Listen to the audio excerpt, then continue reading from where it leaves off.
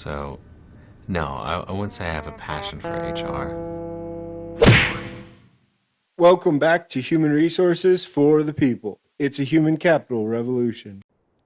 All right, today we're going to be talking about Julie Sue is the next Department of Labor Secretary and what that means.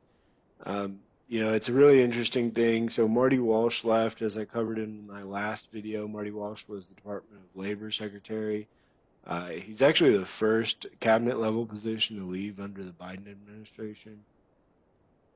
And he left to manage the labor relations for the uh, the NHL Players Association, apparently making 3 mil. So that'll be an interesting one.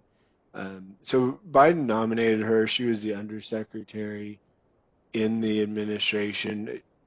So her background is that she was born in Wisconsin as a second generation immigrant, grew up in California, uh, earned a BA from Stanford, a JD from Harvard, and so she has since then served the state of California in their Department of Labor.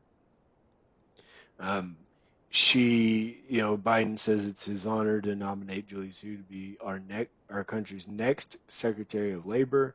Julia has spent her life fighting to make sure that everyone has a fair shot, and she has, so that's some of the her best qualities. For example, she was the lead attorney for the El Monte Thai garment slavery case.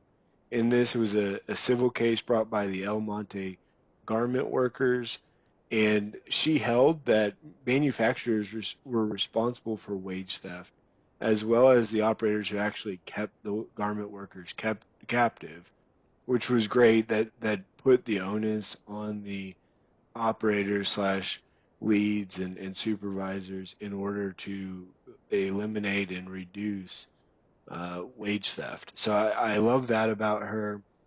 Uh, what I don't like is she served in the Department of Labor, the California Labor and Workforce Development Agency under Gavin Newsom.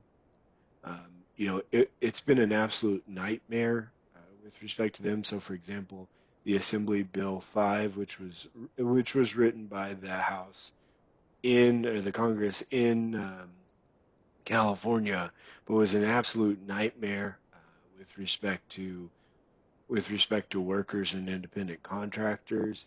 Now, that's not totally her fault. Um, that's more the fault of the bill writers than anything, but it is a little bit frustrating. She's clearly a very smart person. She uh, received a MacArthur grant. Um, she has a strong background in labor. She she launched the Wage Theft is a Crime campaign and spent 17 years as a civil rights attorney. So she has strong chops, and maybe more so than Marty Walsh. So I mean, it's an interesting take. It's an interesting change. I'd like to hear opinions from others on this.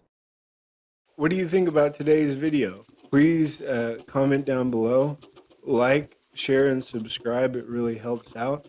And I'll see you on the next one. Bye, guys.